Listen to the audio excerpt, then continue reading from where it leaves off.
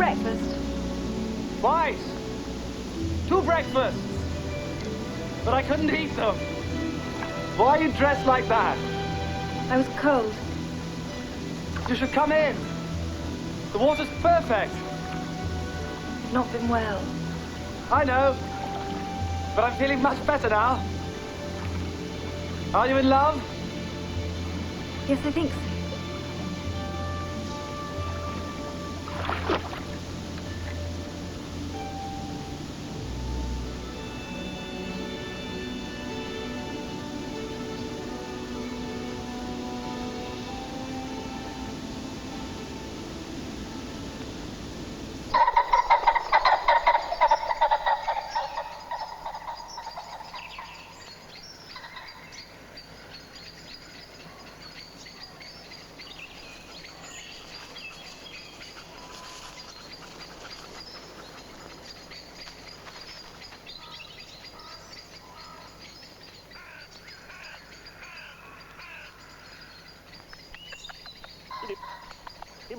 Good. That's it. Use your bloody legs. Remember what I told you yesterday. Keep her going. That's right. You don't want to come off on your bloody arse, do you? Come on. That's right. Roll your knees in, son. That's good. Keep her going, boy. Keep her going. Keep her going. Well? Kiss. Anything interesting? No. Mamma wants Nanny to send John's measurements. She's knitting something for Christmas. And the mayor wants me to open something next month. I needn't, need I? I think you should. We haven't done anything for him for a long time. Oh, and Angela says, will we stay for the new year? That's easy. Not on her life we won't. Darling, don't be cross. I know we aren't going. I just thought it might be fun to eat someone else's food for a bit, that's all. Was anyone hurt? No one, I'm thankful to say, except 2 housemaids who lost their heads and jumped through a glass roof into the paved court. There was no danger. The fire never reached the bedrooms, I'm afraid. Still, they're bound to need doing up. Everything's black with smoke and drenched with water. Luckily, they had that old-fashioned sort of extinguisher which ruins everything. Thank you, Mumsy. I must get on to them this morning, before that ghoul, Mrs. Shutter, snaps them up. John, are you out for lunch? Well, I'm not sure. Nobody's rung. There's always Mrs. Ticking. She might ask me. Here we go again. Tony, I don't believe you're listening. Well, to tell you the truth, I was just thinking. Oh. I was just thinking how delightful it is that it's the weekend and we haven't got anyone coming. Well, it sometimes seems to me rather pointless keeping up a house of this size if you don't now and then ask some other people to come and stay in it. Pointless? Can't think what you mean. I don't keep this house with a lot of balls to come and gossip in. We've always lived here, and I hope John will be able to keep it on after me. Oh, God, what have I done? Am I being pompous again? Oh, no, darling, not pompous. You wouldn't know how.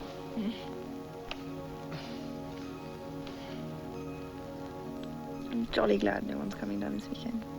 Listen, I probably can manage to get away for Angela's. Darling. Are you sure you wouldn't hate it? I dare say not. Where are you going for the weekend? Hepburn.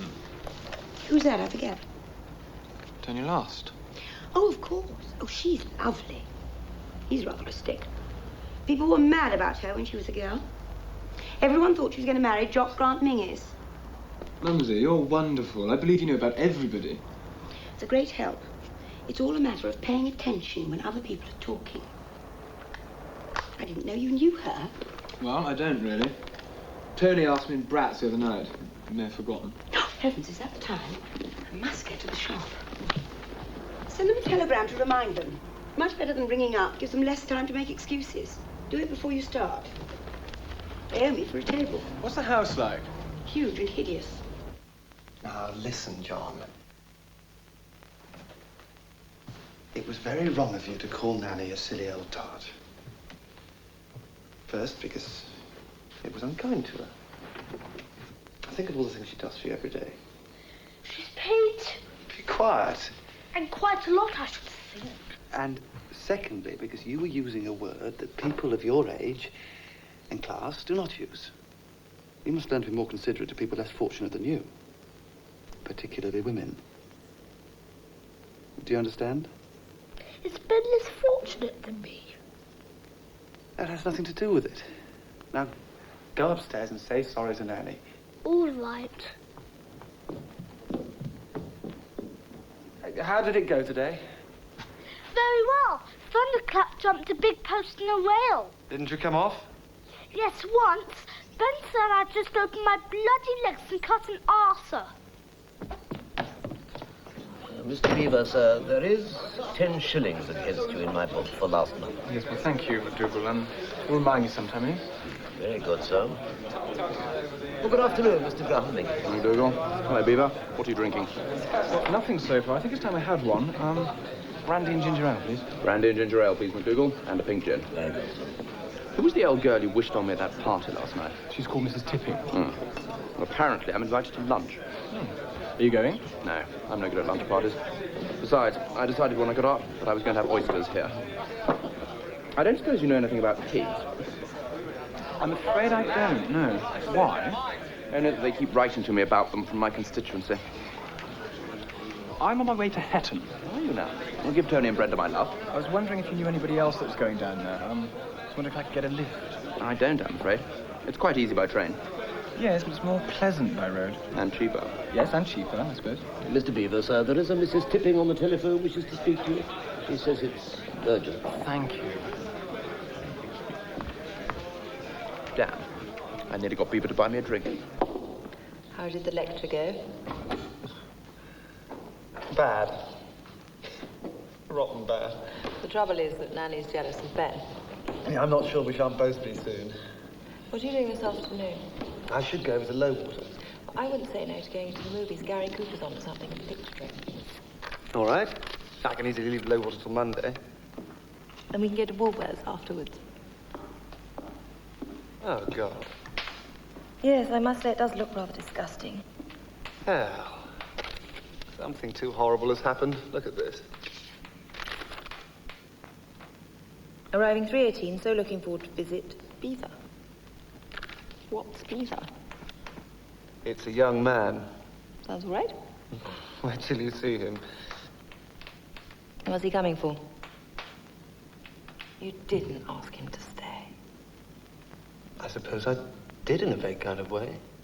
I met him in Bratz. He said something about wanting to see the house. I suppose you were tight. No, not really. I never thought he'd held it against me. His mother owns that shop. Oh, I used to know her. She's hell. Come to think of it, we owe her some money. We could put a call through and say we're both ill. Too late, darling. He'll be on the train now. Anyway, we can put him in Galahad. No one who sleeps there ever comes again. The bed's agony. I used to know your mother. We were great friends. She has that marvellous little shop. That's right. Hello. Hello. Sorry not to have been here to meet you. I'm going to take Mr. Beaver round the garden. Oh, good. Good. Look, I'm awfully sorry. I've still got Armstrong in the study. I must talk to him about Morgan Le Fay. Got a patch of rot. See you before dinner.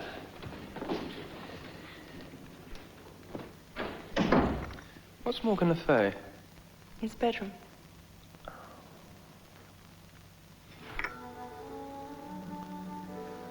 It's thrilling hearing about all this revelry. So many parties. Polly's having one soon. Yes, I know. Are you coming up for it? I don't expect so. We never go anywhere nowadays. Tony hates London. In fact, he's practically become a recluse. What about Mary and Simon? Didn't you know that's broken up? Began in Salzburg in the summer. Have you been to Daisy's new restaurant? Not yet. And there's a new nightclub called the Warren. I feel rather guilty about Beaver. Going off and leaving you like that. You're being heroic, darling. Quite superb. You'll probably go back to London thinking you're mad about him. It's not too bad, really. It's rather pathetic.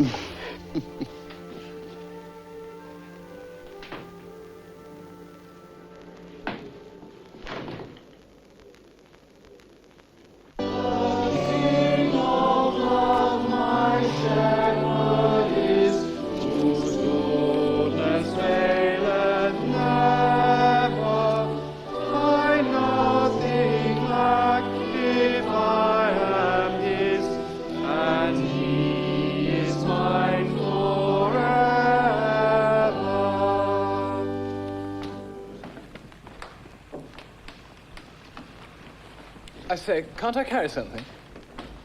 No, thanks. I've got everything quite safe.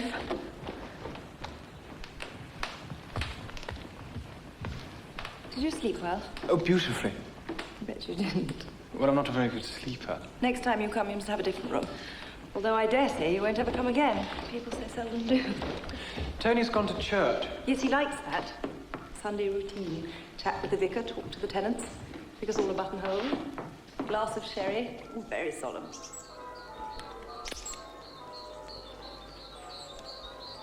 That one.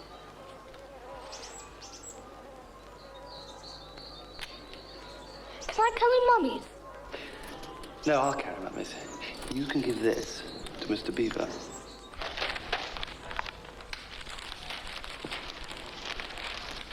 What do you think of the house? Oh, it's magnificent. You didn't have to say that to me, you know. Why, don't you like it?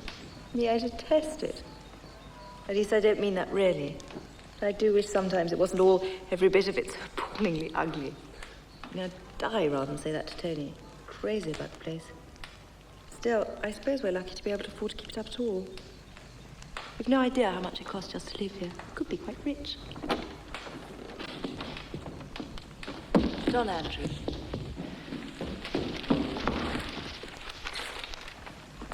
Say hello to Mr. Beaver. How do you do? How do you do? This is yours. Hello, darling. Jolly chat. Most enjoyable. Ben says everyone ought to hunt. Perhaps I can't afford to. Please, Mr. Beaver, don't take any notice of him. Are you poor? Yes, very poor. Poor enough Enriching him for rather. people can't. Yes, quite poor enough. John. Time for your lunch. Thank you, Nanny. See you later, darling. I think it's time we were off, young man. Come along. I'm sorry I've been neglecting you.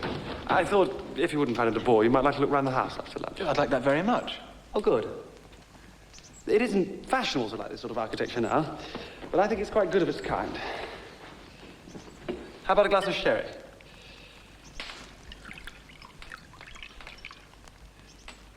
Did I say something funny? Oh, no, darling. We'd love a glass of sherry. Who was there? No one. No one? Oh, my poor boy. They weren't expecting me. It was awful at first. It got better. They're exactly as you said. She's very charming. He scarcely spoke. I wish I saw her sometimes. She talked of taking a flat in London. Did she? It's all quite vague. She hasn't said anything to Tony yet. She might come up this week to see her sister.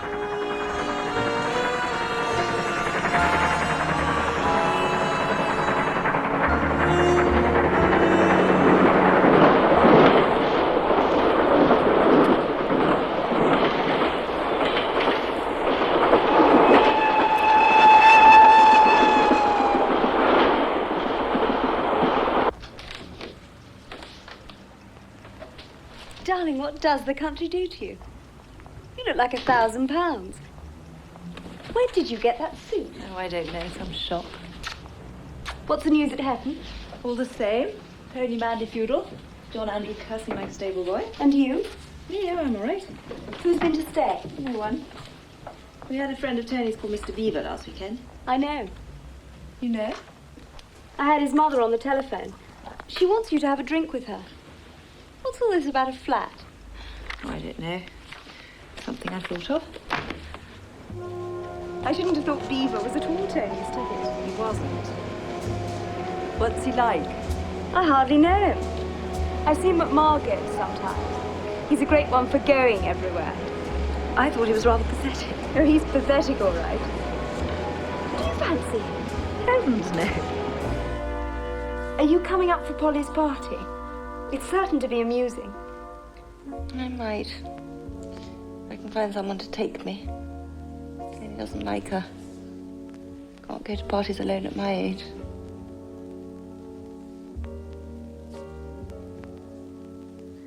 What do you suppose is Mr. Beaver's sex life? I don't know. Pretty dim, I should imagine.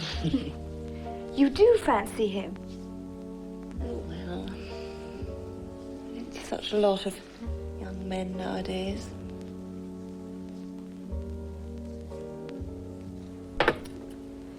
John's been telling me what a delightful weekend he had with you. It was very quiet, I'm afraid. It's just what he likes, poor lamb. Gets rushed off his feet in London. Now, I understand, Lady Brenda, that all you want is somewhere to dress and telephone. Well, because I do believe that you're in luck. I'm doing a delightful little place in Belgravia at the moment. We're dividing it into 6 flats. £3 a week. Just a room and bath, but absolutely streamlined comfort, my dear. Built-in wardrobes, masses of hot water, and the very last word in American plumbing. Well, I'll have to ask my husband and let you know. Well, I hope you let me know soon, because everyone will be wanting one. I'll let you know very soon. Good.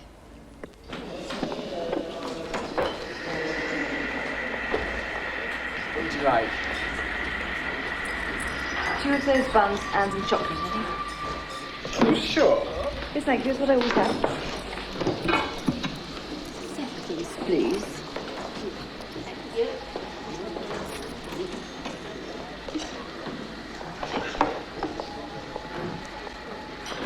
I'm sure you want to go. Nope, not really. I've got lots to read. No, I want to stay. Very sweet. Thank you.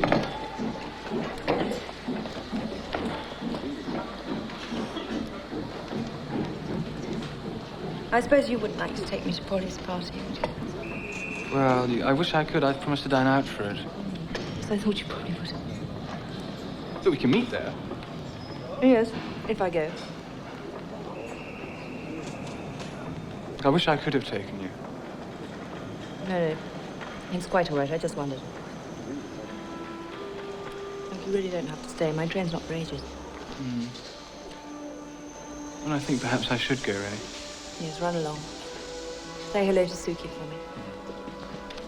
And thank you for coming. Goodbye.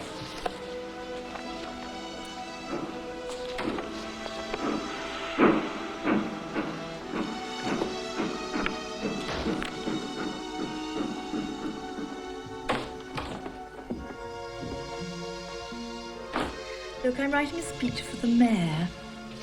Oh, You can see when I'm finished. you seem in wonderful spirits today. I feel good. I think it's Mr. Crutwell. Did Anne both say something about a telegram? Yes, it was for me. It's Marjorie making a joke.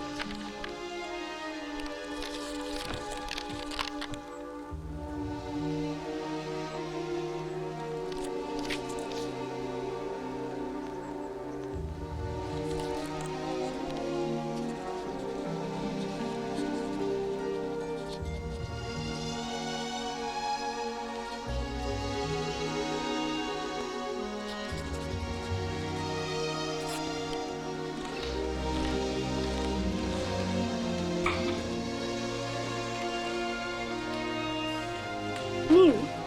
Very. You know, you're causing a great deal of trouble. You've taken London's only spare man. Dear, I didn't realise. Oh, he's not so bad. Shh. Go on. Hello. Mrs. Jimmy Dean's very upset she couldn't get you for dinner tonight. I didn't give away what you were doing. Well, give her my love. Anyway, we'll all meet at Polly's. I must go. We're dining at 9. Alan's meeting me there. Come stay a bit. They're sure to be late, and I thought you wanted a drink. No, I must go. Enjoy yourselves. Bless you both. I suppose we ought to go too, really. Yes. Where? I thought the Café de Paris. Listen, I want you to understand right away this is my dinner. Of course not, nothing of the sort. Yes, it is. I'm a year older than you. I'm an old married woman and quite rich, so please, I'm going to pay. No, I absolutely insist. This is my treat. Nonsense. You can do the taxi.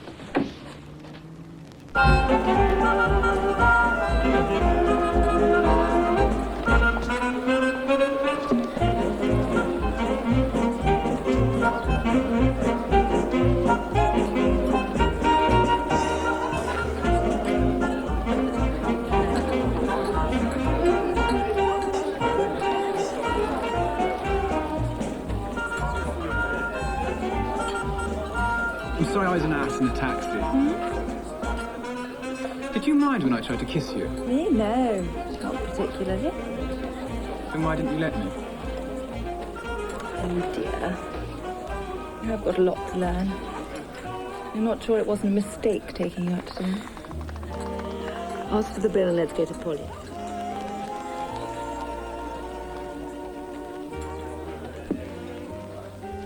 You've got to learn to be nicer. I don't believe you'd find it impossible. I'm sorry.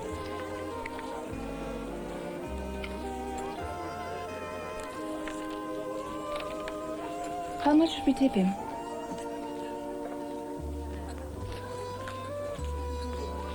That's exactly right. Thank you. Well, should we go?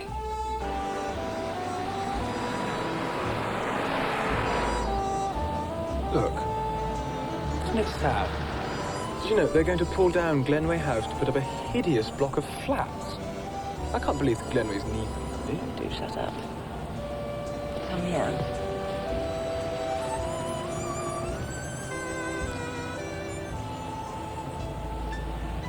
You're not to abandon me at this party. I'm not going to know anybody.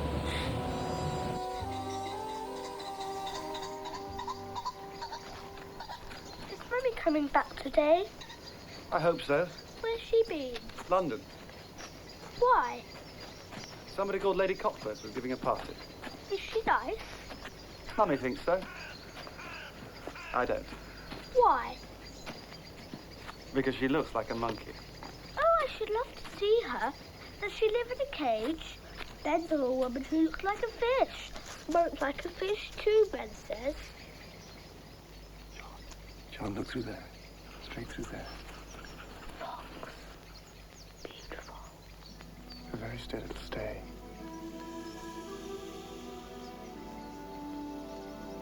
But, my dear, going away in the middle of the party. I'll tell you how innocent it was. He didn't even come in. No one else is going to know that. What does he think of you? Simply can't make me out at all. Terribly puzzled and rather bored in bits. I made him promise to telephone me this morning. Are you going to go on with it? Go on with what? Really, Brenda, he's such a dreary young man. I know. He's second-rate and a snob, and I think as cold as a fish. And I happen to have a fancy for him, that's all. Besides, I don't think he's had a fair deal. I heard all about it last night. He's got to be taught a whole lot of things. It's part of his attraction. Yes? Excuse me, my lady. There's a telephone message for Lady Brenda. Mr. Last wanted to know whether he should expect you at Heaven this afternoon. Oh, yes, thank you. Well, that's that. I guess I'm glad, really. I'll send Tony a telegram. Will you pack my things, please? Yes, my lady. I scarcely saw you at Polly's last night. What became of you? We went early. Brenda was tired. She was looking lovely. I'm so glad you made friends with her. When are you going to see her again? Said I'd ring. Oh, well. Why don't you? Ramsey, what's the use? I can't afford to start taking out women like Brenda Last. I know, dear, it's very difficult for you. What's so wonderful about money? Still, it doesn't do to deny yourself everything, you know. I could see she liked you that evening she was here. Oh, she likes me, all right.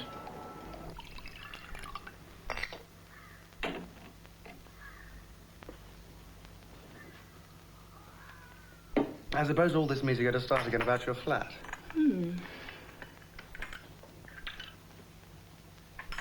Haven't signed any papers yet, have you? Oh, no. And no great harm's done.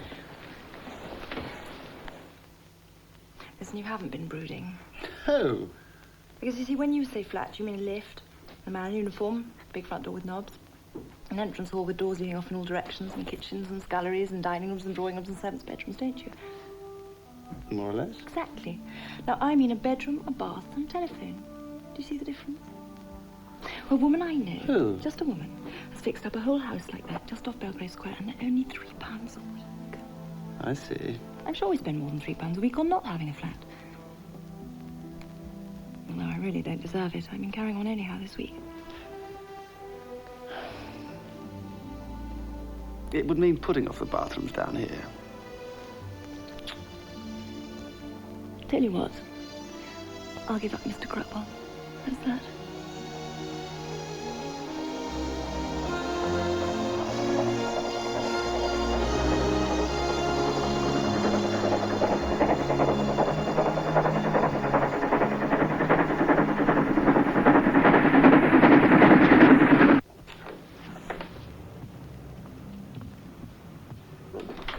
I'm sorry to be pompous, darling, but I just don't want him hanging about the house all day and calling me Marjorie. Oh, well. The flat won't be long now. And I shall go on saying that I think you're making a ridiculous mistake. Saying that you don't like him? It isn't only that. I think it's hard cheese on Tony. Oh, Tony's all right. And if there's a row? There won't be a row. You never know. And if there is, I don't want Alan thinking I've been helping to arrange things. I wasn't so disagreeable to you about Robin Beasley. There was never much in that.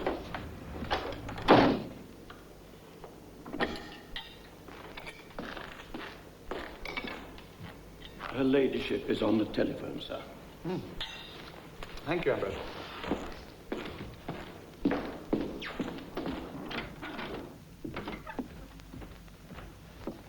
Hello? Brenda? Darling, guess where I'm talking from? I don't know. Where? I'm talking from the flat. Oh. Darling, try to sound interested. It's very exciting for me. What's it like? Well, There are a good many smells at present. And the bath makes odd sounds. And when you turn on the hot tap, there's just a rush of air, and that's all. And the cold tap keeps dripping, and the water is rather brown. And the cupboard doors are jammed. And the curtains won't pull right across, so the street lamp shines in all night. it's lovely. You don't say so. Tony, you must be nice about it. It's all so exciting. And someone sent me a lot of flowers today. So many that there's hardly room for them. And I've had to put them in the basin on account of having no pots. It wasn't you, was it? Yes. As a matter of fact, it was. Oh, darling, I did so hope it was. I'd like you. 3 minutes, please. Must stop now. When are you coming back? Almost at once. Good night, my sweet. Good night, darling.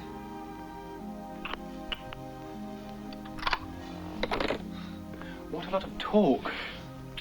Isn't it sweet of Tony to send flowers? I'm not awfully fond of Tony. Make that worry you, my beauty. He doesn't like you at all. Doesn't he?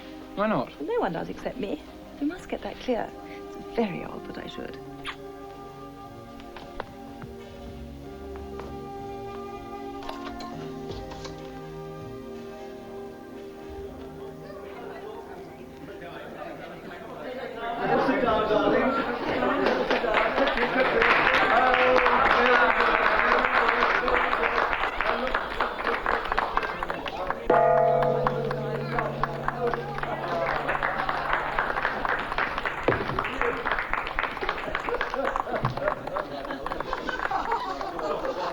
Darling Brenda, thank you so very much for the charming Christmas present.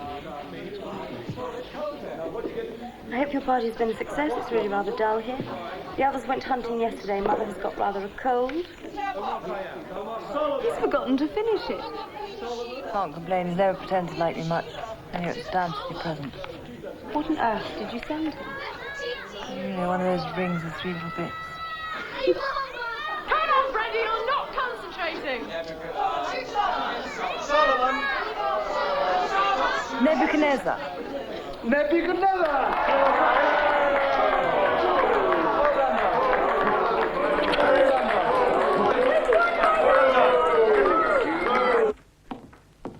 I've made a New Year resolution. Oh, yes. Anything to do with spending more time at home? Oh, no, quite the reverse. Listen, Tony, it's serious. I think I'll take a course at something. Oh, bone setter again. I thought that was over. Something like economics. It's time I took to something. You're always talking about going into Parliament. Well, if I did a course of economics, I could be of some use canvassing and writing speeches and things. Don't you think it's rather a good idea? Well, it's one better than the bone setters. Happy New Year, darling.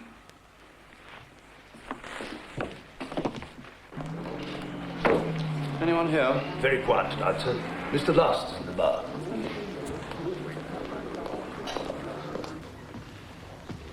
All kinds of changes since we saw you last. Brenda's taken a flat in London. Yes, I know. You know? Yes, well, you see, it was my mother who let it to her. Really? Hello. Chucked? Actually, I must go. Have another drink. No, really, I'm going to be late. Goodbye. Been chucked, eh? Yes. The last time I asked that bitch out. Oh, better have a drink. I've been drinking a whole lot, much the best thing. Brandy and sodas, please, McDougal. Just come up for the night, staying here. You've got a flat now, haven't you? Well, Brenda has. There isn't really room for two. We've tried it once. It wasn't a success. What's she doing tonight? Out somewhere. I didn't let her know I was coming, you see. Silly not to. But I got fed up being all alone at Hetton and thought on the spur of the moment I'd like to see Brenda. I'd have known she'd be going out somewhere. Do you see the rest of it? I don't mind. It's quite fun, isn't it? Where am I taking you afterwards? I'm booked at the Barclay. Darling, do change your mind about this weekend. No. I've already promised Tony I'll be down at Hetton. Yes, but you were at Hetton last weekend. It's not the point, my sweetie. Sometimes I forget I'm an old married woman. That my weekends are Tony's. Extraordinary idea of us taking up economics. Never thought it would last. But she seems really keen on it. You seem pretty low tonight. I am, rather. Worried about the pig scheme. Constituents keep writing. I felt low. Bloody low. But I'm all right again now. Best thing is to get tight.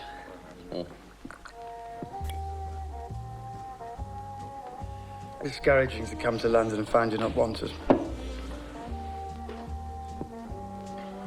Message from Lady Brenda, sir. Oh, good. I'll go and speak to her.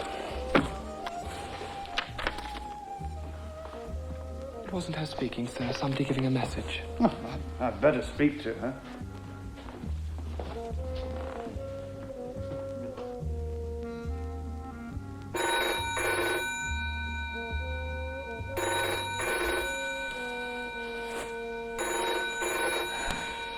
I suppose that's him. I better answer it.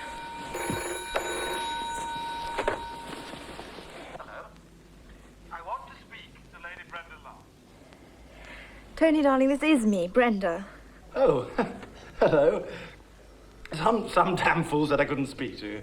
I left a message from where I was dining. Are you having a lovely evening? Oh, hellish. I'm with Jock. He's worried about the pig scheme. Shall we come and see you? No, not tonight, darling. I'm terribly tired and just going to bed. Well, we'll come and see you. Tony, are you a tiny bit tight?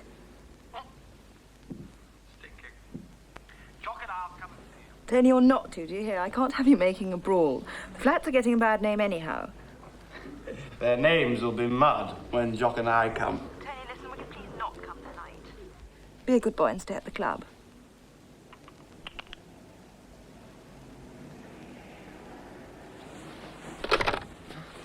The old boy's plastered.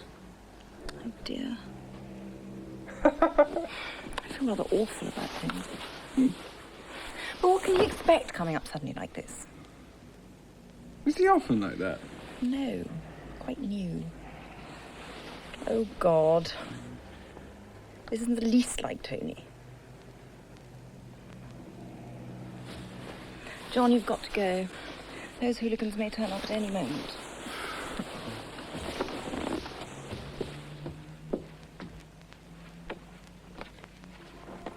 Have you got your taxi fare? Find some change in my bag.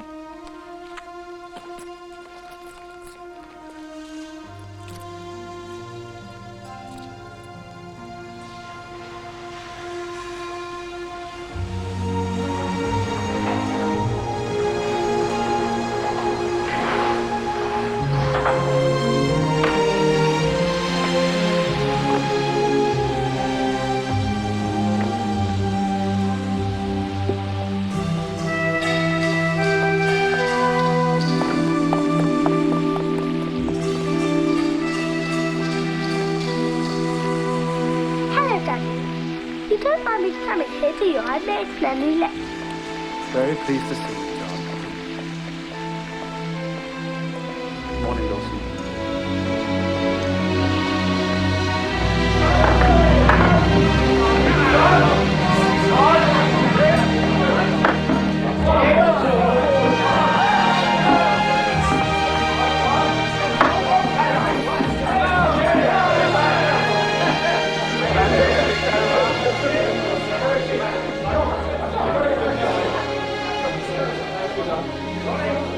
Tony's as happy as a sandboy, isn't he? Full of beans. I am glad I organised this weekend.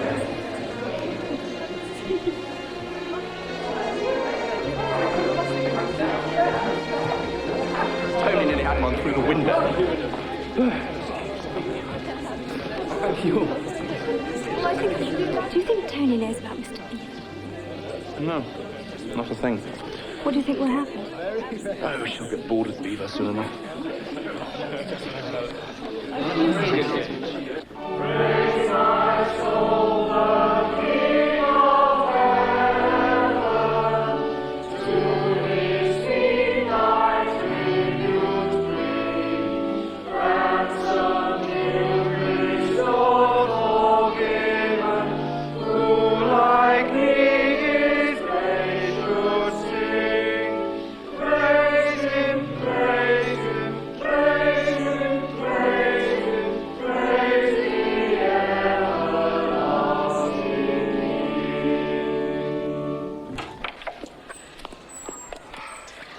Darling, I'm not coming down next weekend.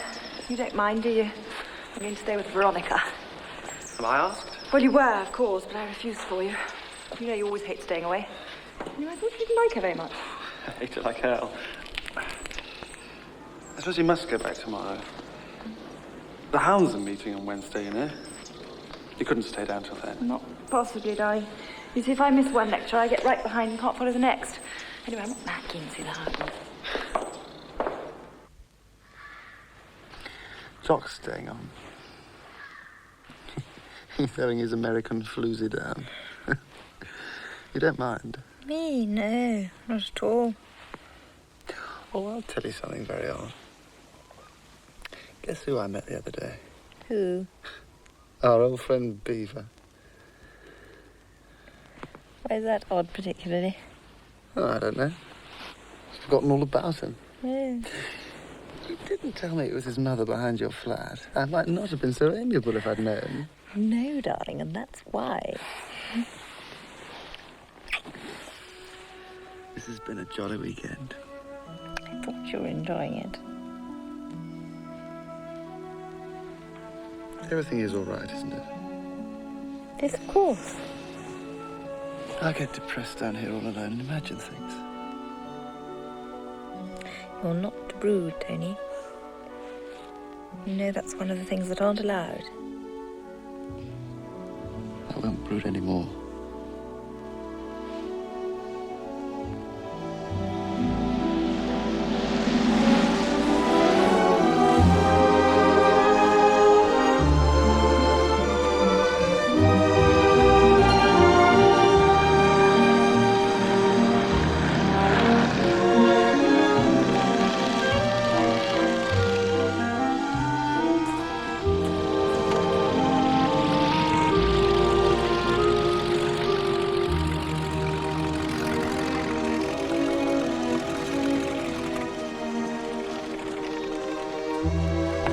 Hello, darling. Chuck. 42 minutes. Not at all bad with the wind against me. Tony last, Laura Raftery. How do you do? How do you do? And this is John Andrew. How do you do? Are you going to hunt on Wednesday? They're meeting here, you know. Yeah. Well, I might go out for half a day if I can find a horse. It'll be my first time this year. It'll be my first time, too. Ah, well, we should both be terribly stiff. You'll have to show me the country. I expect some to walk through to the woods first. There's a big fox there. Daddy and I Do you have saw any it. pigs at the farm? Yes. And is there a man who looks after them who'll be able to explain about them? Yes. Oh, thank God. Only I've got this speech. If I'm in a death, I expect Colonel Inch will blood me. There won't be any death. It's all a lot of nonsense. Oh! What do you think of Tony? He married to that rather lovely woman we saw at the Café de Paris. Yes. The one you said was in love with that young man. Yes. Funny of her.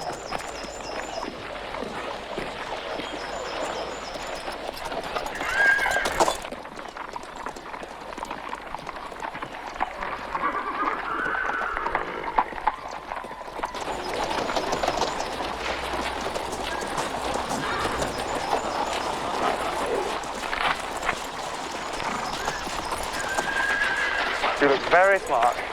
You can ride with them as far as the cover. Yes, sir. And there'd be no harm in him staying a bit to see how it's working, would there? No, I suppose not. But he's not to stay out for more than an hour. Yes, sir. Is that safe? Very proud of you.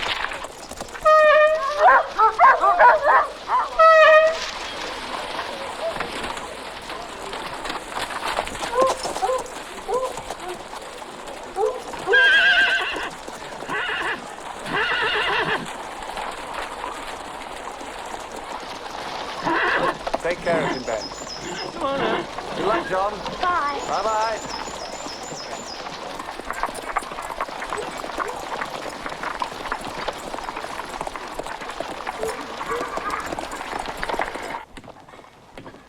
All went well. Very good, sir.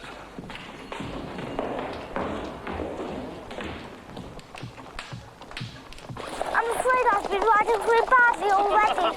Do you think anyone has noticed? That's all right, son. You can't keep riding school manners when you're hunting.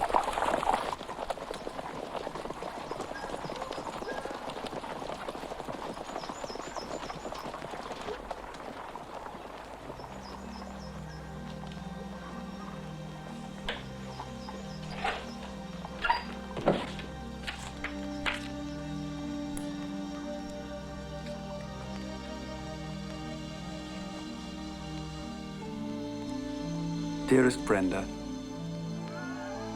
how enjoyable the weekend was. Thank you 1,000 times for all your sweetness. I wish you were coming down next weekend, or that you'd been able to stay on a little. But I quite understand.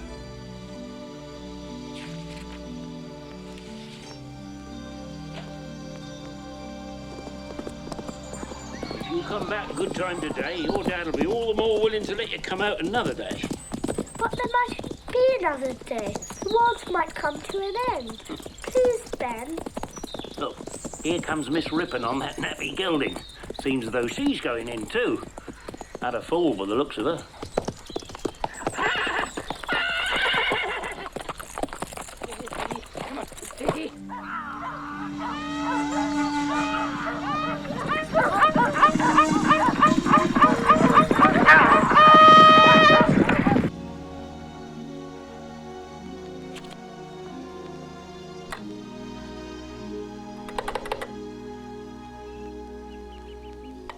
Hello? Yes. Could I have a London number, please?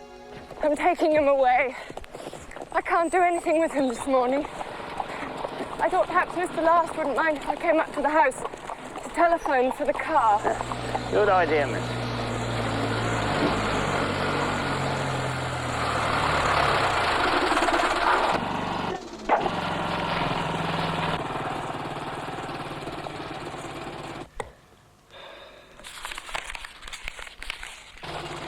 Let me go first, miss. He'll follow. Now, don't hold too hard on his mouth. Just give him a tap. Walk on. What are the horns saying? I think they found something.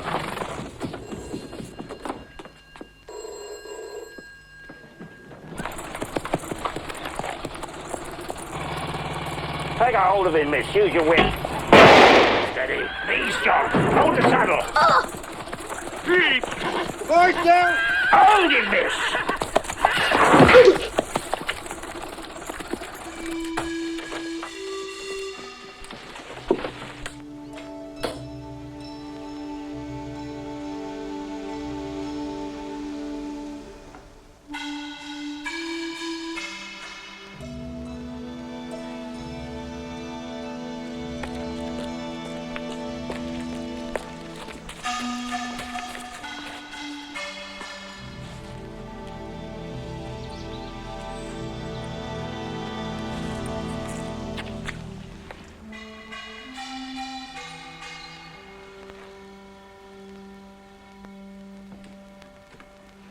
killed instantly.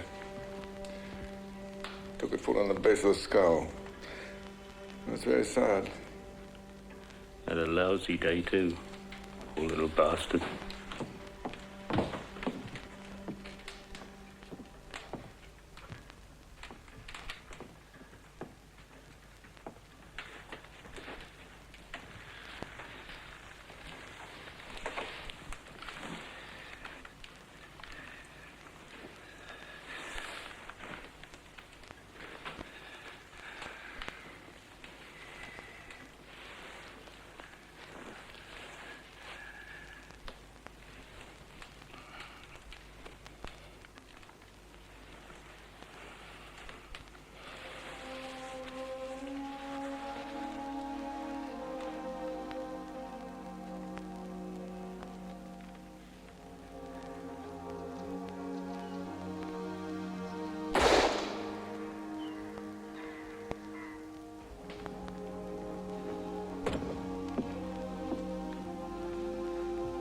We've got to tell Brenda. Yes. Do you know where to get her? She's probably at that economics school, but we can't tell her over the telephone. What on earth are we going to say to her? Were you anywhere near? No. We'd gone on to another cover. Awful for that poor Rupert girl.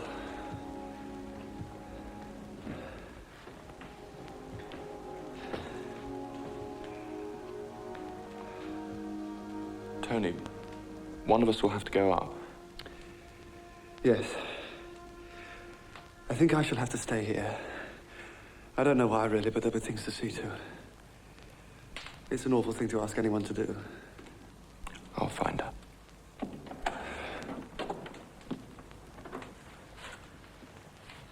Colonel Lynch has been here.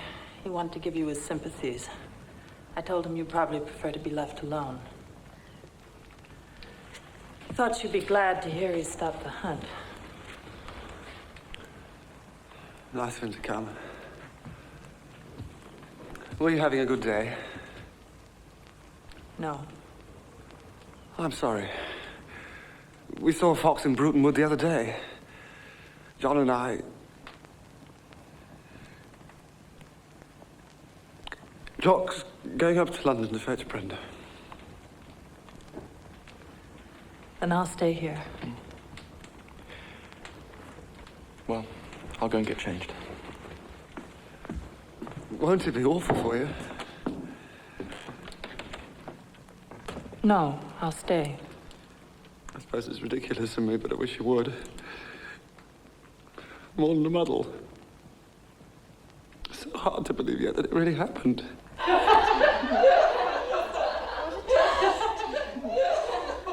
What a time she's taking over Daisy. She's very thorough.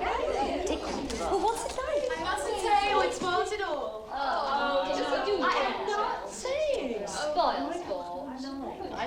So, where's John Beaver today? He's flown over to France with his mother to see some wallpapers. She's been worrying about him all day. It's going to be so much worse for Brenda. You see, she'd got nothing else much except John. I've got her, and I love the house. But with Brenda, John always came first. She's been in London such a lot. I'm afraid that's going to hurt her. Well, you can never tell what's going to hurt people. But you see, I know Brenda so well. I see 4 men dominate your fate. One is loyal and tender. He's not yet disclosed his love. One is passionate and overpowering. You're a little afraid of him. Dear me, how very exciting. I wonder who they can be. One you must avoid. He bodes no good for you. He's steely-hearted and rapacious. I bet that's my Mr. Beaver. Bless him. Do you play bezique? I'm afraid not. PK? No, I've never been able to learn any card game. Except Animal Snap. Pity.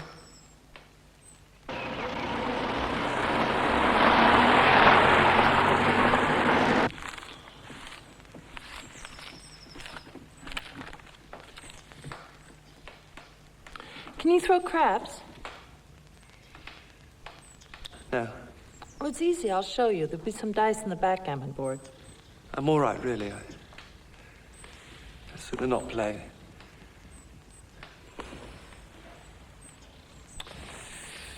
Can't stop thinking.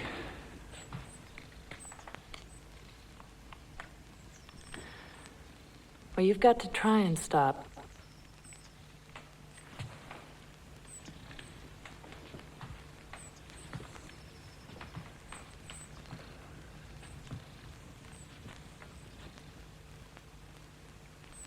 What's this game you were talking about, Animals something? Snap. I'll buy it. It's just a child's game. Anyway, it would be ridiculous with two. Show me. Well, each of us would choose an animal. All right, I'm a dog and you're a hen. Now what?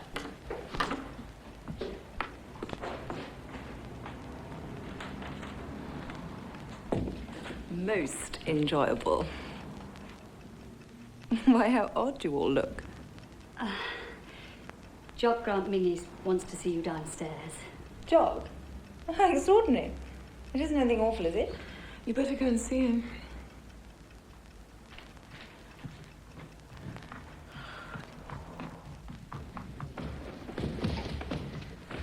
What is it, Jock?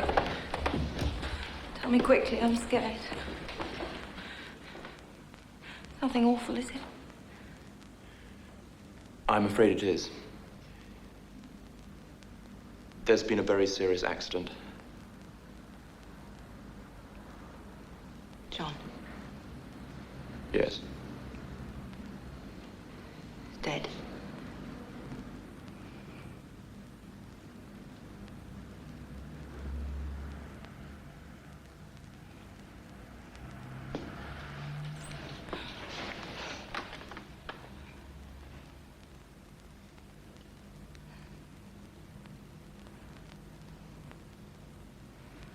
Tell me what happened.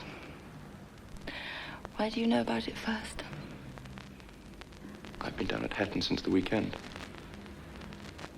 Hatton? Don't you remember? John was going hunting today. John?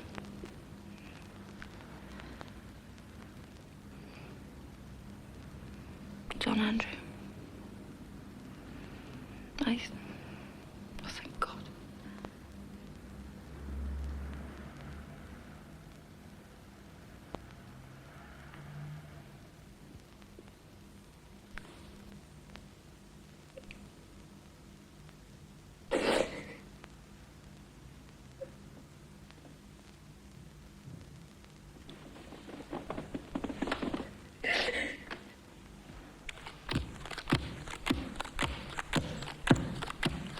Bow wow.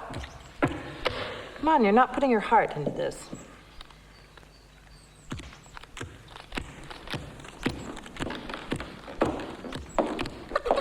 Don't be dumb, that's not a pear. Bow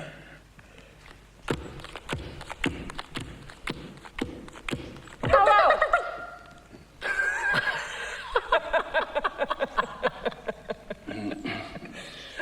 The vicar is here, sir. He wishes to speak to you if it's convenient. Thank you, Ambrose. Very good, sir.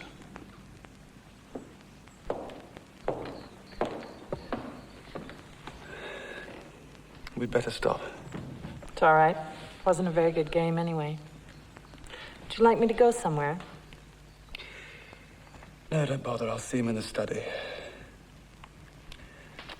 The last thing one wants to talk about at a time like this is religion. Some like it. Of course. When you haven't got children yourself. I've got 2 sons. Have you? I'm so sorry, I didn't realise. We know each other so little. How very impertinent of me. That's all right. People are always surprised. I don't see them very often. They're at school somewhere. They're getting quite big. One's going to be good looking, I think. His father is. May I help myself to some whiskey? Of course.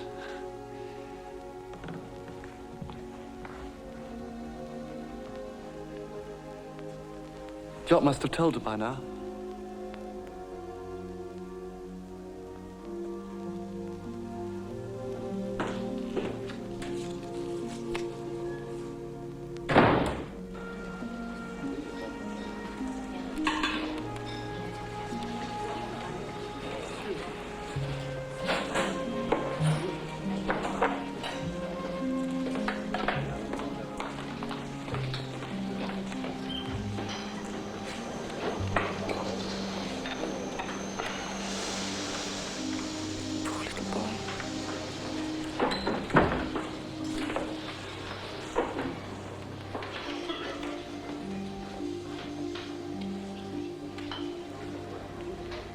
When you first told me, I didn't understand. I didn't know what I was saying. I know. I didn't say anything, did I?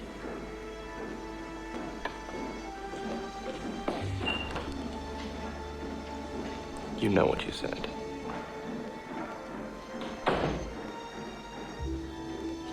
Yes, I know. I didn't mean.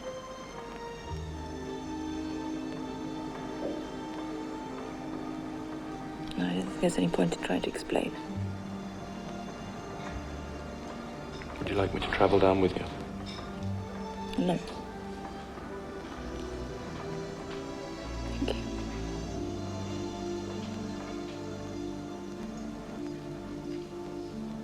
I'd rather be on my own.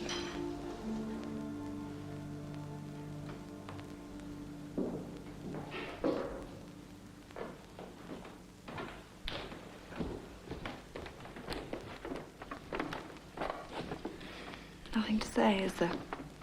Darling, there's no need to talk. No. I suppose there'll have to be a funeral. Of course. Yes.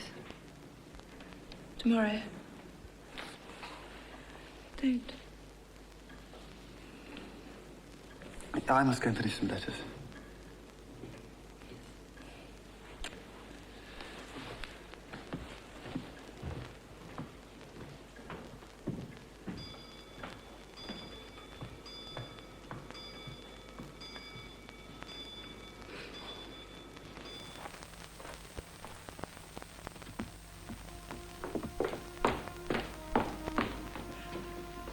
Good morning, my lady. I've been going through John Andrews' things. Guinness.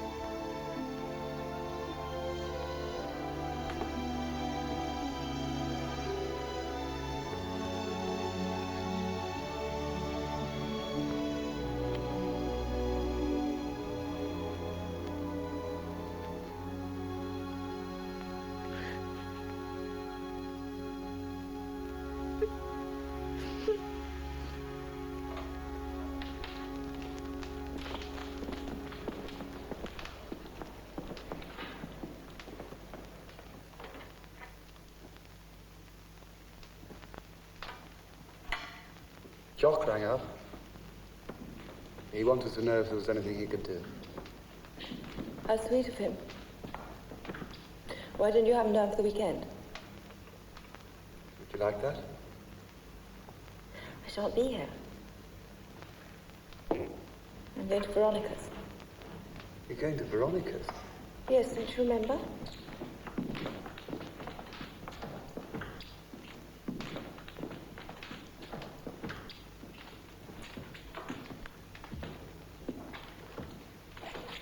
Are you really going away? Yes. I can't stay here. You understand that, don't you? Yes, of course. I thought we might both go away. Abroad, somewhere. I couldn't stay here. It's all over. Don't you see our life down here? Darling, what do you mean? Don't ask me to explain, Tony, not now. But Brenda, sweet, I don't understand. We're both young. Of course, we can never forget John. He'll always be our eldest son. Don't go on, Tony, please don't go on.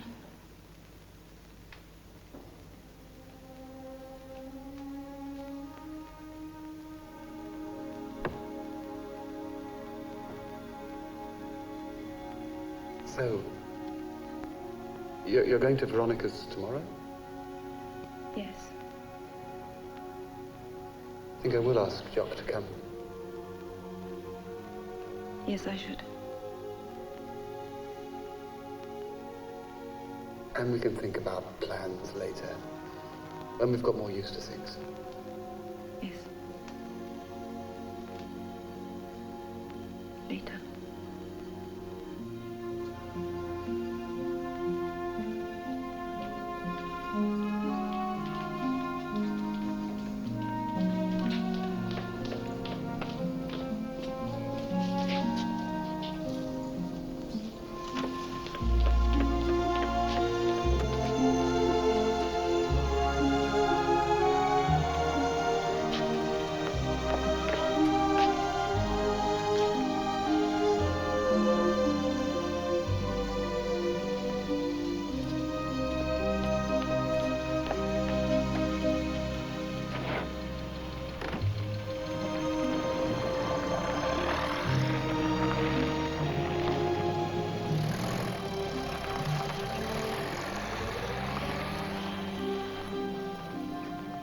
Darling Tony,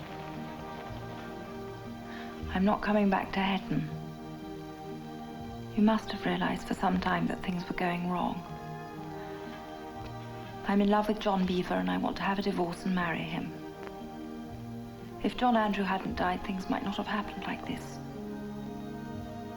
I can't tell. As it is, I simply can't begin over again. Please don't mind too much.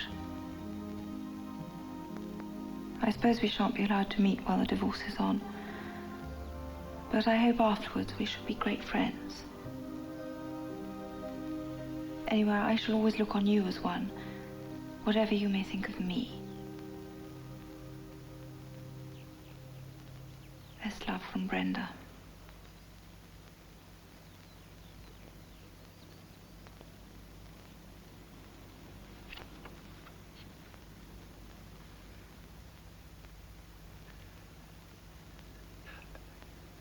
I can only think she's so upset. That she's lost her reason. She's only seen Beaver twice, to my knowledge.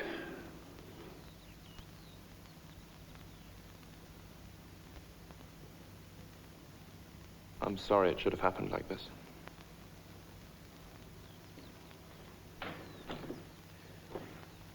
But it's not true, is it? I'm afraid it is. Everyone's known for some time. In fact, I believe she's with him now. But she's at Veronica's.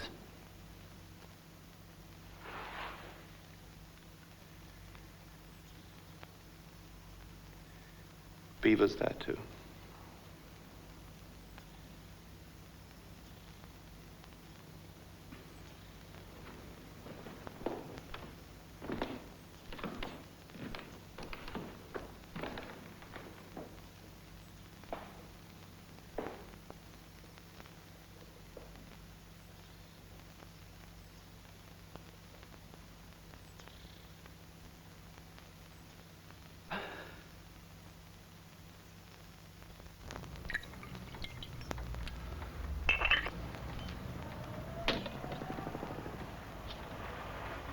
You say that you still wish to be the defendant in this case? Yes, of course. Forgive me, you are aware that, in fact, you are the injured party. Yes, I am. And that as the innocent and injured party, she will be entitled to claim substantial alimony from the courts. We've been into all that. I've decided to make a settlement of $500 a year. I understand Mr. Beaver has something. It's a pity we can't put it in writing, but that might constitute conspiracy. Well, now for the practicalities. We have engaged a suite for you at the Crown Hotel in Brighton. We always send our clients there. The servants are well accustomed to giving evidence. We have notified our regular firm of private detectives, and therefore it only remains for you to select a partner. I expect I should be able to find someone. I have no doubt of it.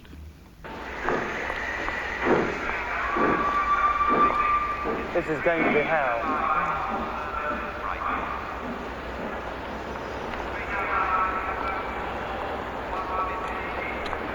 Sorry if I'm late. Winnie here couldn't find her shoes. I brought her along too. She travels half ticket. Tony last, Miss Millie Peacock. I hope you don't imagine she's coming with us. That's the idea. You wouldn't think I had an 8-year-old girl, would you? Don't worry, she'll be all right. She's got her puzzle. No, I'm sorry, but it's quite impossible. Look, this kind gentleman is going to take you in his lovely car and buy you the biggest doll you can find. I don't want a doll. She wants to go to the seaside. No. Come on, Winnie, this one. Harry, come on. Come on.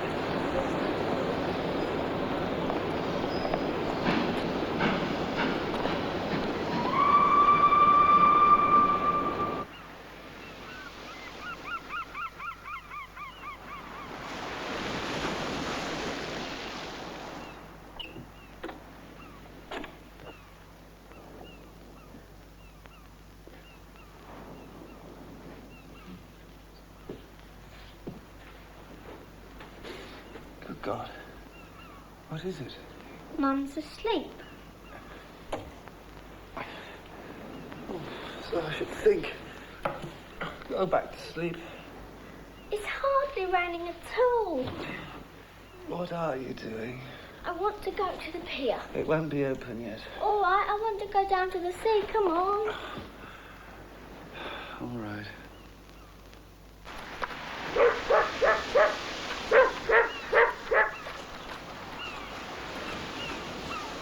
Why don't you bathe? Far too cold. But they're bathing. I want to. You said I could last night. You must ask your mother. You're afraid. Can you swim? Yes, of course.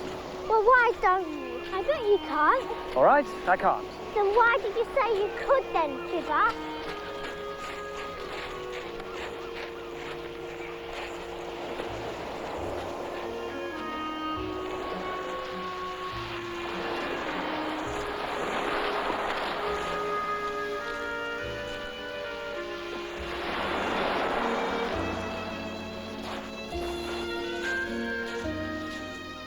My knickers is all wet. Sticking to the sea, it feels horrible. You better go up and change.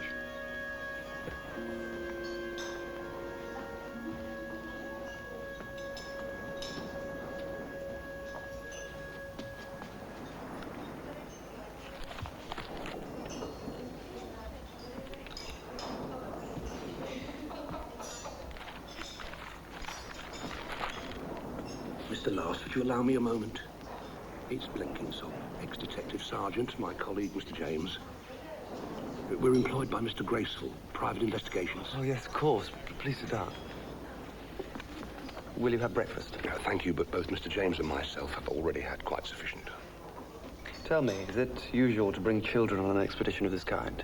It is not, Mr. Last. I thought it couldn't be. And since you bring it up, I must say I regard it as most irregular and injudicious. Mind you, neither Mr. James nor myself would mention the matter in court, of course. But what are you thinking of, Mr. Last, breakfasting down here? You've got to get the evidence of the hotel servants. Well, I didn't like to wake Millie. It's what she's here for, isn't it? Come, Mr. Last, this won't do. You'll never get your divorce if you don't give more of your mind to it. All right. I'll have breakfast again. In bed, if you please. In bed.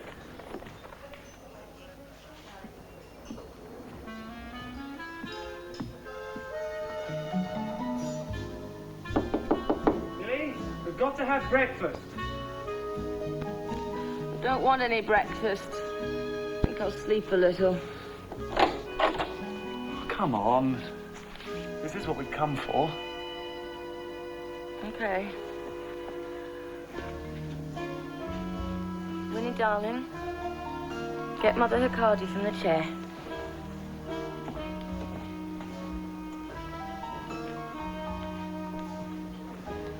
You're grading, eating 2 breakfasts. Yes, so when you're a little older, you'll understand these things. It's the law. Now, I want you to stay in my bedroom very quietly for a quarter of an hour, promise? And afterwards you can do exactly what you want. Then can I go to the pier?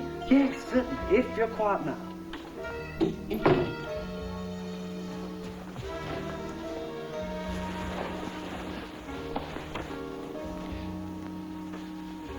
How do I look? Love's young dream.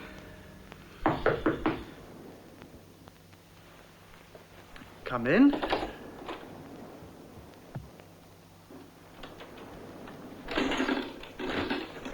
Morning. That's fine, thank you.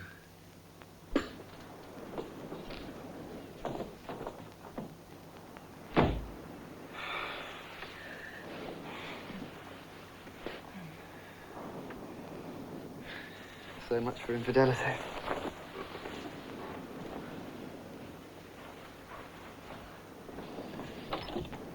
Can I go to the pier now?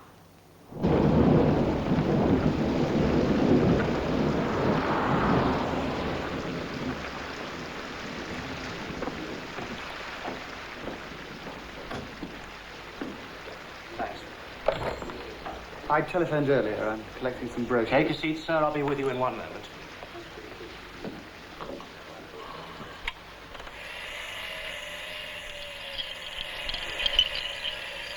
We have one first-class berth, sir, which you could have. First-class nonsense. I'm an explorer, not a tourist.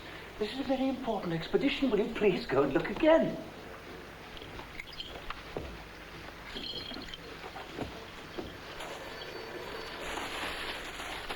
I believe this is your mouse. Thank you. Yes. Funny little fellows, aren't they? They're going to come in very useful, though. I bought 20 of them. I'm going away shortly to Brazil. At least it may be Brazil or Dutch Guiana. One cannot be quite certain. The frontier has never been demarcated.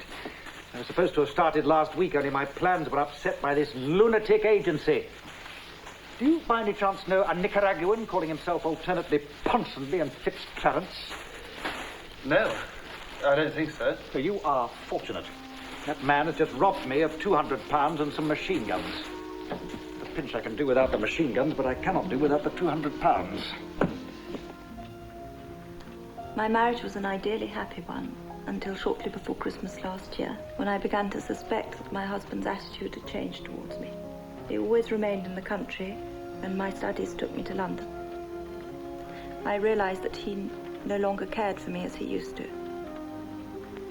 He began to drink heavily, and on one occasion made a disturbance at our flat in London, constantly ringing up when drunk and threatening to send a drunken friend round to knock on the door.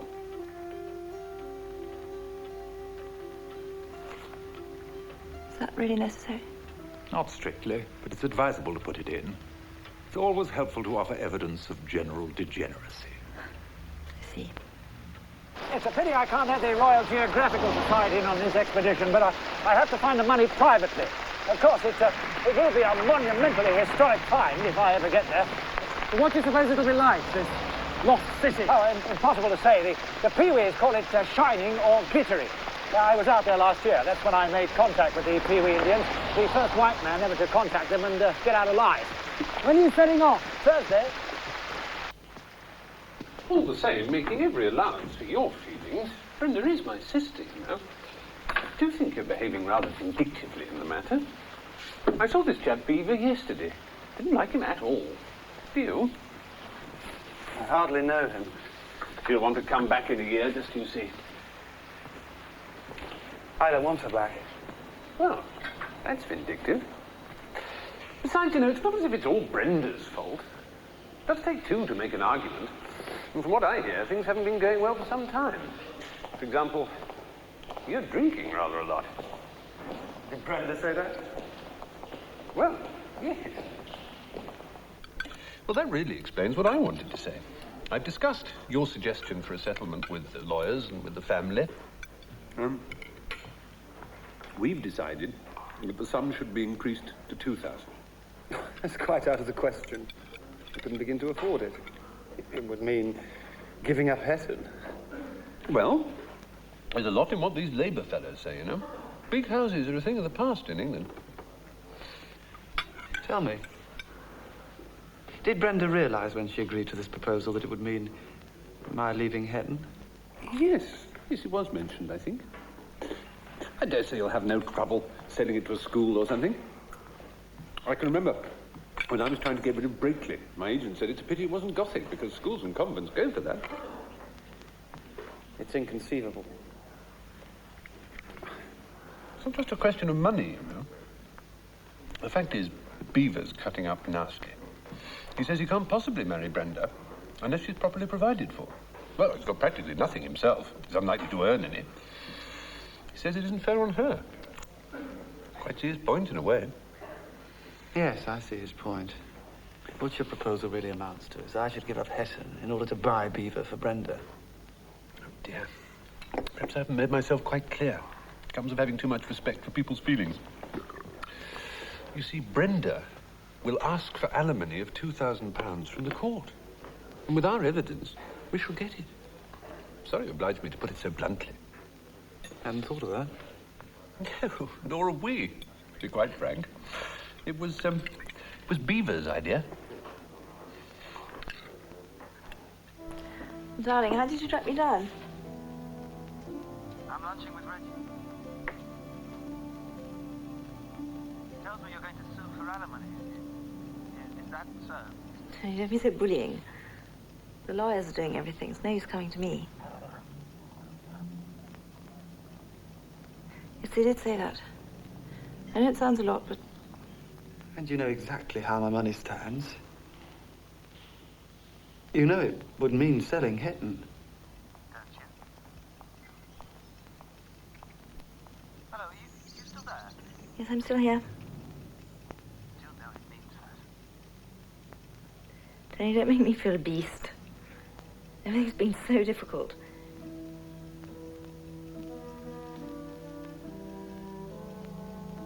Tony, how odd you sound.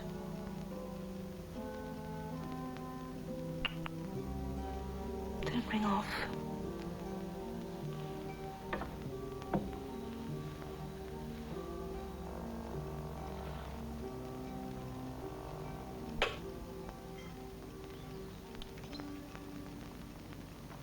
Oh dear.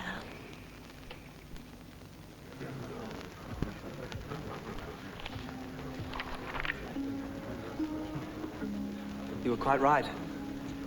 I'm sorry I didn't believe you. It seemed so unlikely at first. That's all right, my dear fellow. I dare say you'll get a very comfortable price and find yourself better off in the end than you are now. I've decided exactly what's going to happen. Good. Brenda is not going to get her divorce. The evidence I provided at Brighton isn't worth a thing. There happens to have been a child there all the time. She slept all night in the room I'm supposed to have occupied. If you care to bring the case, I shall defend and win. I think when you've seen the evidence, you'll drop it. I'm going away for 6 months or so. When I return, if she wishes it, I shall divorce Brenda without settlements of any kind. Oh. Good afternoon. Thank you for lunch.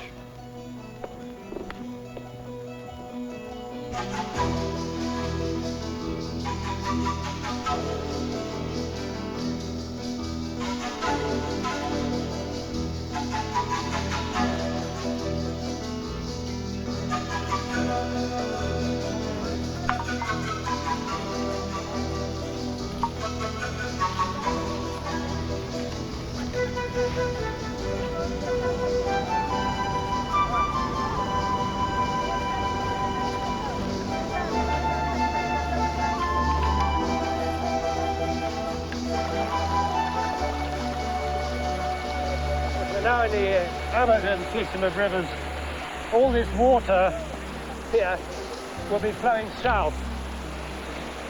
But surely, this is flowing east. It's flowing. God, so it is. This is a discovery of genuine scientific value. Just a moment. Rose up! Rose up! Rose up! What is the name of this stream? Makusi people call him Guarapung. No, not where we camped before. The name of this stream. Yes, Guarapung. Makusi people call him all Guarapung. No, it's hopeless. Come on. What? I said it's hopeless. Come on. Come on.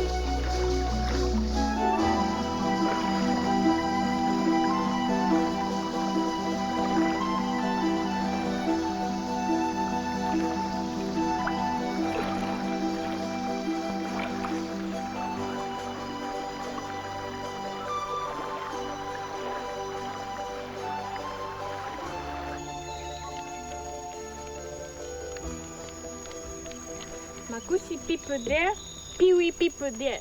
Makusi people no go with Peewee people. No, I'm not asking you to go with Peewee people. You and the men take us as far as the Peewee people, then you go back to Makushi people. Understand? Peewee peoples, bad peoples. It's going to be awkward if this woman doesn't come. It's going to be awkward if none of them come. I will talk to the men. It is time to dig cassava. Makushi people go home just now. It's pure blackmail. Let's get out some trade goods.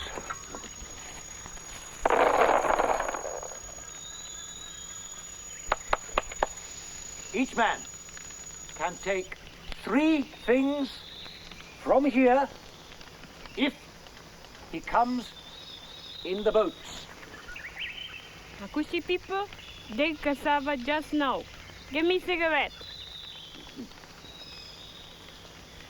I do beg your pardon. Now, we shall have to try with the mice.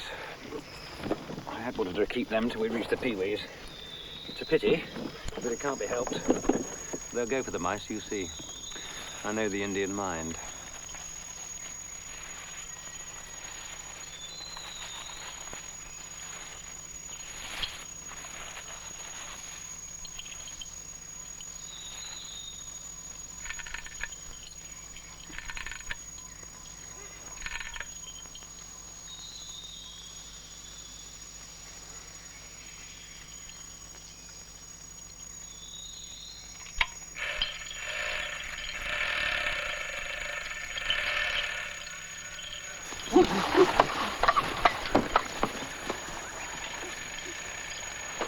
Well, I'm damned.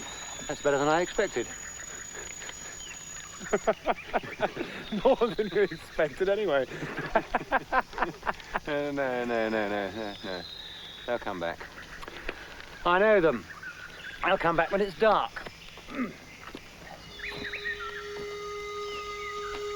Mummy, Brenda wants a job. Why? Well, same as everybody else. She's short of money, wants something to do. She wondered if she'd be any use to you at the shop. Well, it's hard to say. As things are, I'm not sure it would be wise. Just said I'd ask you, that's all. John, I think it's time you had a holiday. I'm going to California in July with the fish bumps. I think it would do you good to come with me. No, I think that's my telephone.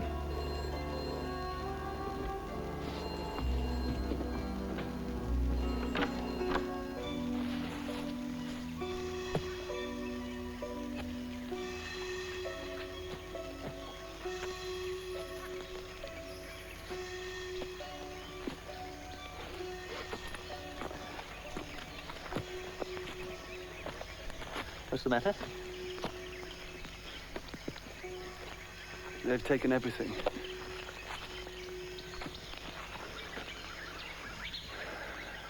Well, the situation is grave, but not desperate. You feeling all right? Yes, I'm fine. Feel a little hot, that's all. Didn't get much sleep.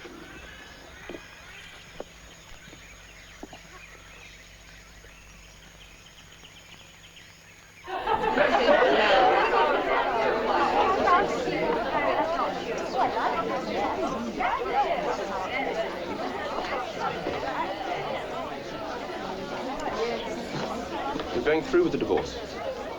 I don't know. Doesn't really depend on me. It's all a matter of holding down Mr. Beaver. He's getting very restive. I have to feed him a bit of high life every week or so. And I suppose that'll all stop if there's a divorce. Any news of Tony and the crook doctor? Not for some time now. I got a cable when he landed. Is it absolutely safe? Oh, I imagine so. The whole world's civilized now, isn't it? Shadowbangs and cooked officers everywhere. Yes, I suppose it is. I hope he's not brooding. I hate to think of him being unhappy. I expect he's getting used to things. I do hope so. I'm very fond of Tony, you know. In spite of the monstrous way in which he behaved.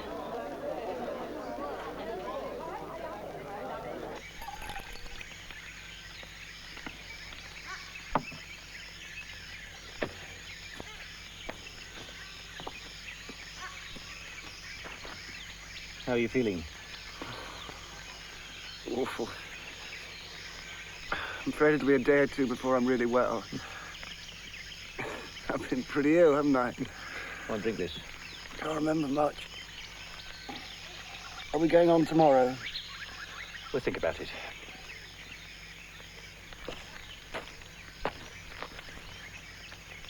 Look, it's no use you thinking you're cured just because you're out of fever for one day.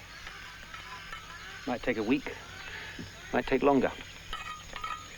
Meanwhile, we've provisions for about 10 days. Afraid I'm being a great nuisance.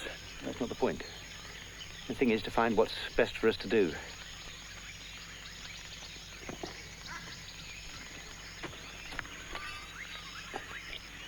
I've decided. Going downstream for the day.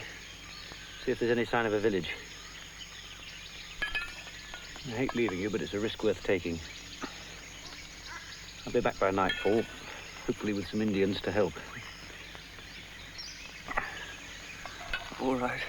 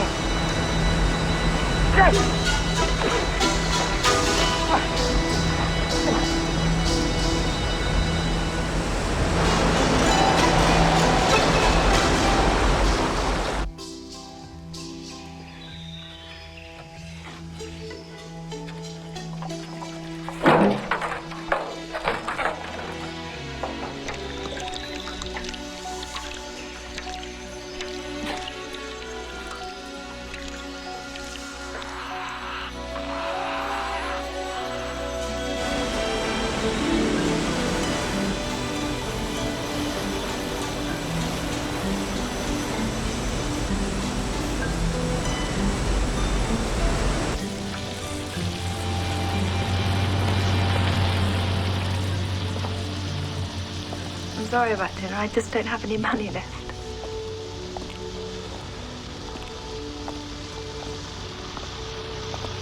What time is it? After 3. So, you really are going to America? I must. Mummy's got the tickets. Nothing I've said tonight makes any difference. Darling, don't go on. We've been through all that. You know it's the only thing that can happen. Why spoil the last week?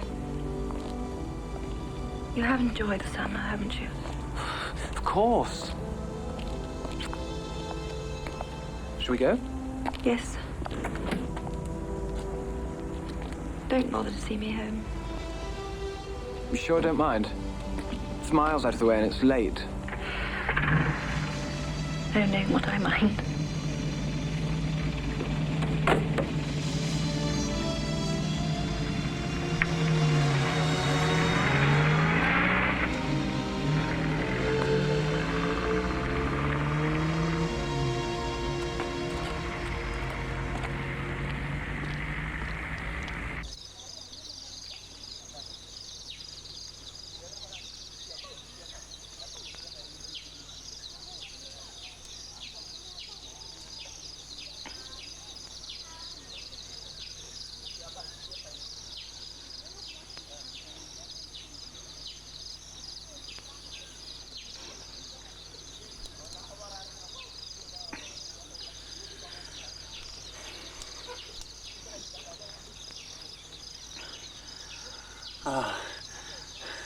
Ambrose. Just my usual morning tray. Coffee, toast, fruit. Haven't seen my wife, have you? Rotten thing for a man to have his wife go away in a canoe.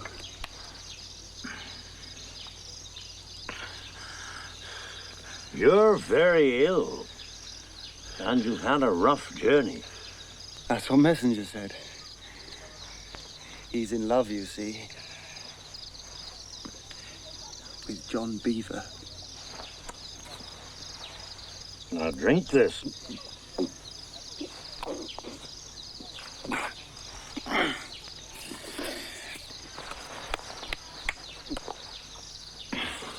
There is no city. Mrs. Beaver has covered it in chromium plating and converted it into flats. Very suitable for base love.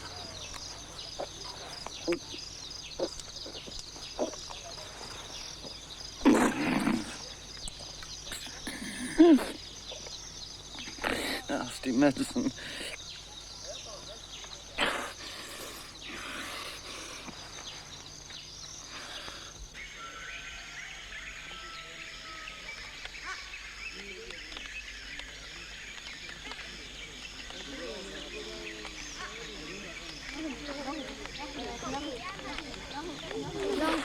Hobo, Harry.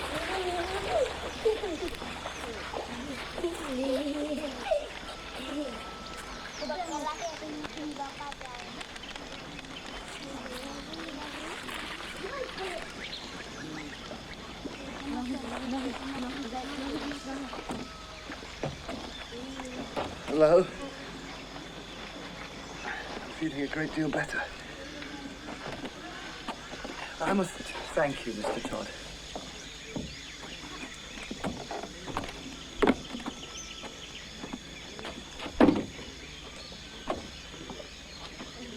There's medicine for everything in the forest. To make you well and to make you ill. My mother was a peewee and she taught me many of them. But surely you're English? My father was, at least a Barbadian.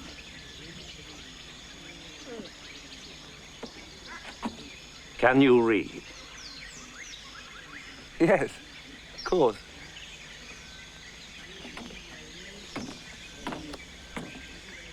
It's not everyone who is so fortunate. I cannot. But I suppose you don't have much opportunity here. Oh, yes, that's just it. I have a great many books. I'll show you when you're better. Until 5 years ago, there was a black man. He used to read to me every day until he died. You shall read to me when you're better. I shall be delighted to. Yes. You shall read to me.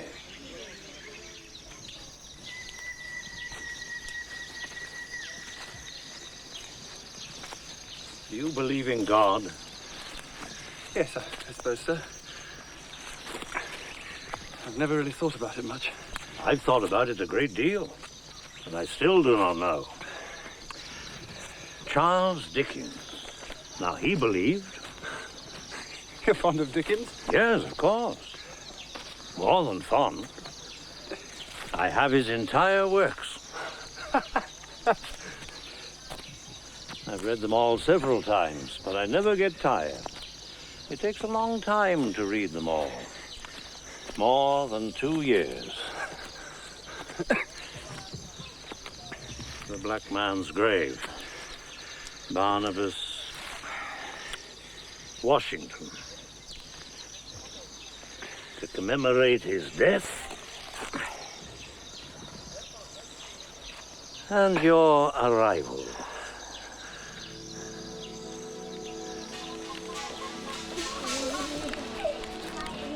There was a confused little crowd of people, principally children, gathered about the house at which we stopped, which had a tarnished brass plate on the door with the inscription, Jellyby. "Don't be frightened," he said, looking in at the coach window. "One of the young Jellybys been and got his head through the area railings." Mrs. Jellyby does not take enough care of those children. "Oh, poor child," said I. "Let me out, if you please." "Pray be careful of yourself, miss. The young Jellybys are always up to something," said Mr. Guppy. Repeat the name. I've forgotten him. Mr. Guppy. Yes. Yes, I remember him well. You read beautifully, with a far better accent than the black man. And you explain better. It's almost as though my father were here again. We've still a lot to get through. I hope I shall be able to finish it before I go. Oh, yes. Do not disturb yourself about that. You'll have time to finish it. Mr. Graceful, I've got to have some more money. I should have thought that was really a question for your bank manager. My husband can't possibly have meant to leave me stranded like this, can he?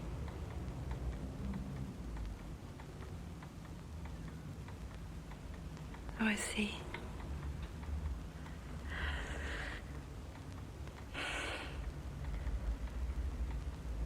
Well, that's that then, isn't it?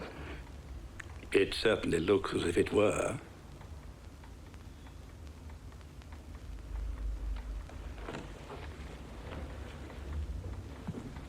There's just one thing. Do you know, can you tell me whether Mr. Last made another will? I'm afraid that is a thing I cannot discuss. No, of course not. I'm sorry if it was wrong to ask. I just wanted to know how I stood with him, that's all. Perhaps I can say as much as this to guide you. The heirs to Hetton are now his cousins, the Richard Lasts and Princess Risborough. I think that your knowledge of your husband will tell you that he would always wish his fortune to go with the estate, in order that it may be preserved in what he holds to be its right condition. Yes, of course. I should have thought of that.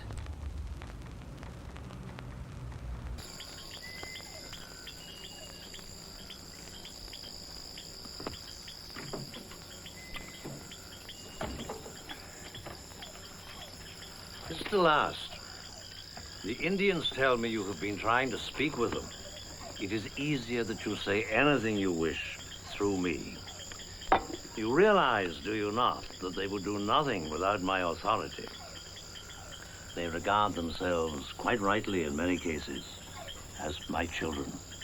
Well, as a matter of fact, I was asking them about a canoe. So they gave me to understand. Mr. Todd, I must speak frankly. You saved my life. And when I get back to civilization, I will reward you to the best of my ability. But at present, you are keeping me here against my will. I demand to be released. But my friend, what is keeping you? You're under no restraint. Go when you like. You know very well I can't get away without your help. In that case, you must humor an old man. And now, perhaps, we might have another chapter. Mr. Todd, I swear by anything you like that when I get back to Manaus, I will find someone to take my place. I will pay a man to read to you all day. But I have no need of another man. You read so well. I have read for the last time. Oh, I hope not.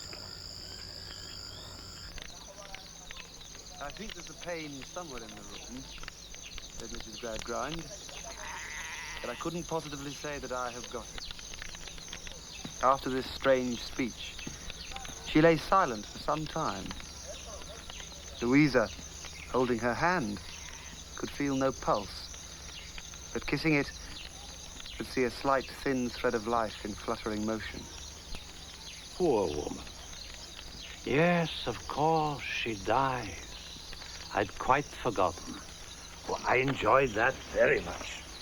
It's an extremely distressing chapter, but if I remember rightly, it will all turn out well. Excuse me one moment.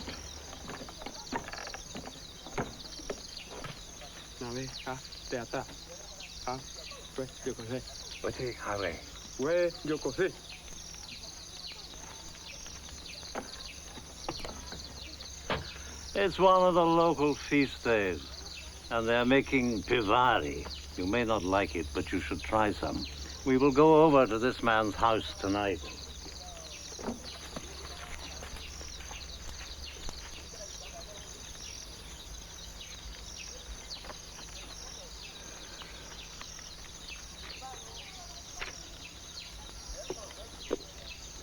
I, James Todd of Brazil, do swear to Barnabas Washington of Georgetown that if he finish this book in fact hard times, I will let him go away as soon as finished.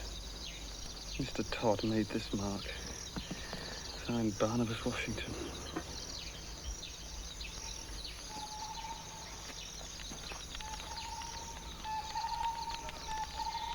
Do, Hema, Kata, He, Ta, Cheye, Iyo. Hamakeke. Ohema, Kata, He, Nohike, Yamaki, Norini, Tere, Hamakeke, Ohema, Kata, He, Nohike, Yamaki, Norini, Tere, Hamakeke, Ohema, Kata, He, Nohike, Yamaki, Norini, Tere, Hamakeke, Ohema, Kata, He, Nohike, Yamaki, Norini, Tere, Hamakeke. Drink it all without lowering the cup. That is the etiquette.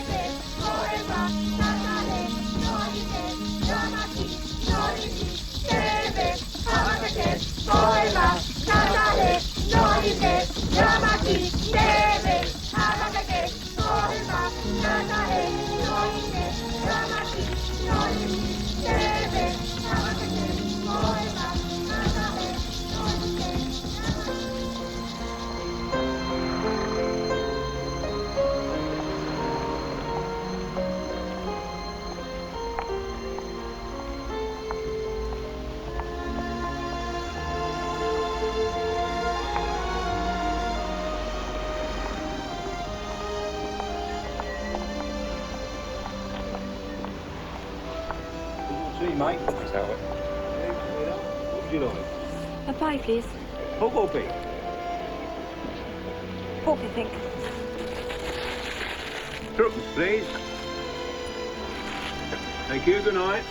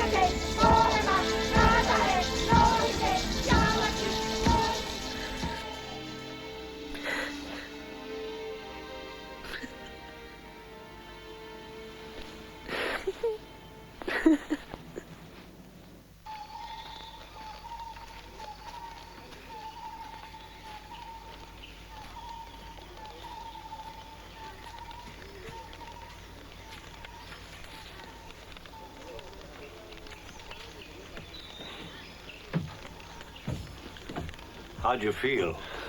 Rotten. That drink didn't seem to agree with me. You haven't seen my watch, have you? Have you seen my watch? You've missed it? Yes, I thought I was wearing it.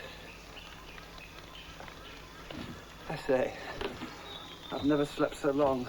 Not since you were a baby. Do you know how long? 2 days. Nonsense, I can't have. Yes, indeed. It's a long time.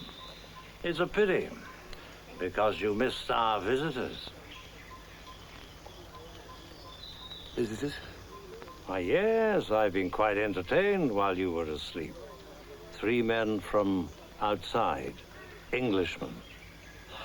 It's a pity you missed them. A pity for them, too, as they particularly wished to see you. But what could I do? You were so sound asleep. They'd come all the way to find you. So, as you could not greet them yourself, I gave them a little souvenir. Your watch. They wanted something to take back to England, where a reward is being offered for news of you. They were very pleased with it. They also took some photographs of the little cross we put up to commemorate your arrival. They were pleased with that, too. They were very easily pleased. I don't suppose they will visit us again. Our life here is so retired. No pleasures, but reading. I will give you something to make you feel better. We will not have any Dickens today, but tomorrow.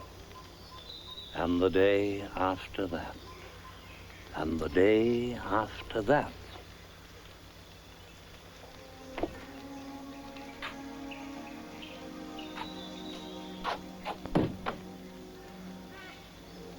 Let us read Little Dorrit again. There are passages in that book which I can never hear without the temptation to weep.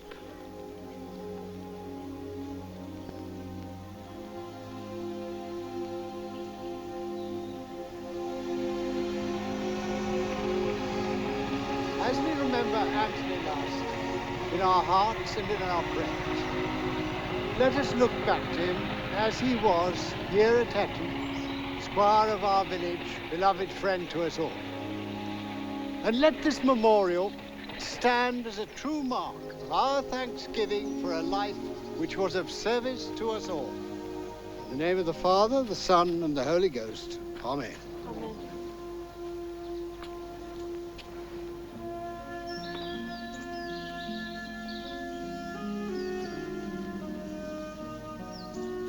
Thank you, Victor. It's very nice. Thank you for a glass of sherry. Yes, thank you. Yes, sir. I'm glad we put that up. You know, I should never have thought of it if it had not been from Mrs. Beaver. Was it Mrs. Beaver's idea? Yes. She said that as one of Tony's closest friends, she knew he would wish to have some monument here at Hetton. She was most obliging, even offering to make the arrangements with the contractors for it. Her own plans were more ambitious. She proposed redecorating the chapel as a chantry, but I think this is what Tony might have preferred. The stone comes from one of our own quarries and was cut by the estate workmen. Yes, I think he would have preferred this.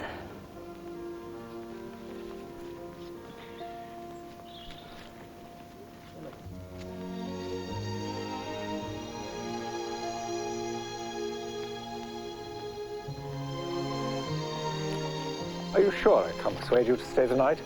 You'd be most welcome. Thank you, but no. Jock has to make a speech in the house this evening. Of course. Oh, have you seen these young fellows?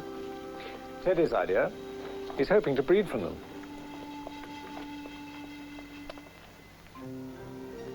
The little vixen got her brush badly bitten during the night. Must have got it through the wire into the next cage. Tricky birds, foxes.